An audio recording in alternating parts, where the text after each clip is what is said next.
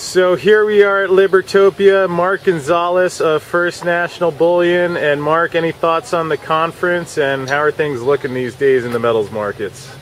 Well, hi Chris. Thanks so much for taking the time with me. Yeah, it's a great event. Libertopia, a lot of brilliant minds here, restructuring the way people think, coming together, trying to build a better society, better world. I'm all for that.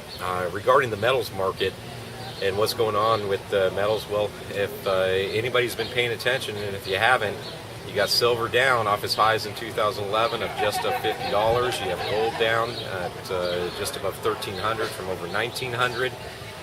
This is typically in line from what I see of the move that we had of the commodity super cycle that spanned from the mid-60s to the 70s, and a wave up of about $35 silver to $200 down to $104, and then a blow off top, and most people missed it. Well, you're seeing the same thing happen right now, Chris, where you came into the cycle about 2000 at a base of about $200 gold, and we shot to over $1,900 to $1,050. Came out of that downtrend in 2016, higher highs, higher lows.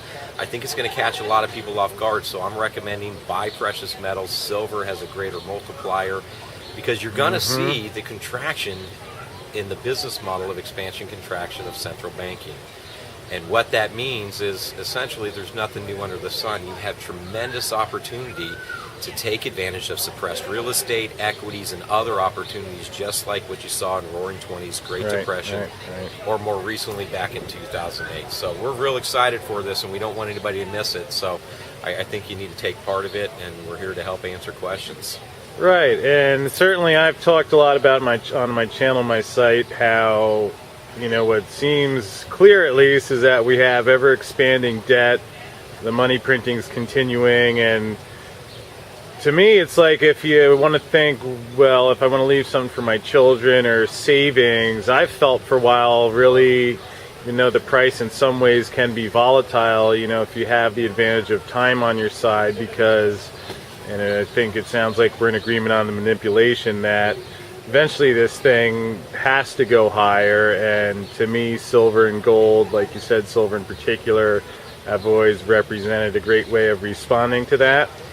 Absolutely, absolutely, because precious metals, just in a quiet market, they still account for the same goods and services of when they were issued in coin money. An example of that is in '64 you had, you know, silver, a proportionate amount of silver in our dimes and our quarters and our half dollars. And well, in '64 you could get a gallon of gas for approximately 25 cents. So if you mathematically take the amount of silver in that '64 quarter, which is a fifth ounce of silver, and it's 90% pure, so you just simply take spot price, divide by 5 minus 10%, and you're going to get about $2.98 today.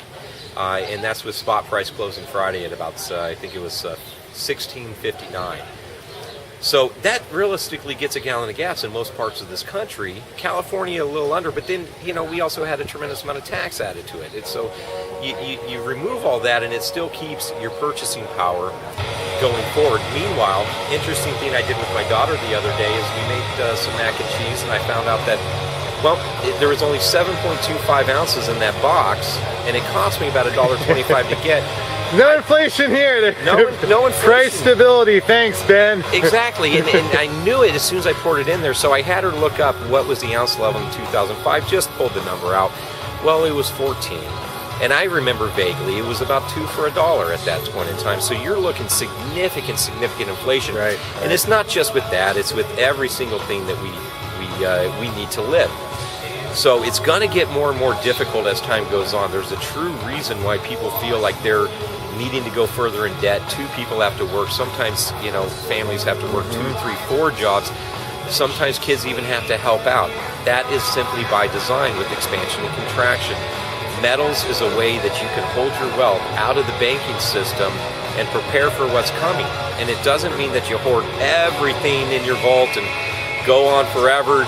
There's a core that you keep, otherwise you just have cycles going up and down. Silver, I think, outside of that core, precious metals in general, should be bought, should be held, but there's a point when you sell the majority of that stake, and you maybe go into depressed real estate. And in 2011, real estate was at its lows, down in some areas 35 to 50% from the highs of 2006 and 2007. Yet silver was trading at almost $50 off a low of 8 at average price of 12 in 2008.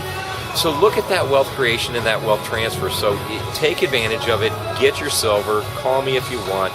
Chris, you're a reputable guy. I really enjoyed meeting you, and if there's anything I can do for you, let me know.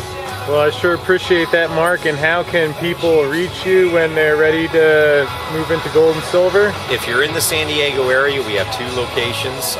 We have one on Convoy Street in Kearny Mesa. We have one in Del Mar. You can also reach me toll-free, 800-866-0879. Again, that's 800-866-0879. Just ask for me, Mark. If I'm tied up, I'll call you back. And you can look us up online at firstnationalbullion.com. We're here to help. That's right, and there's what it looks like, First National Bullion. Yeah, it's been a pleasure. I've had a lot of fun talking with you this weekend, Mark. So, folks, if you need a solution for your gold and silver, you know how to find Mark. And thanks again. Look forward to seeing you again in the future, my friend. Excellent, excellent. Thanks, everybody. You have a wonderful day.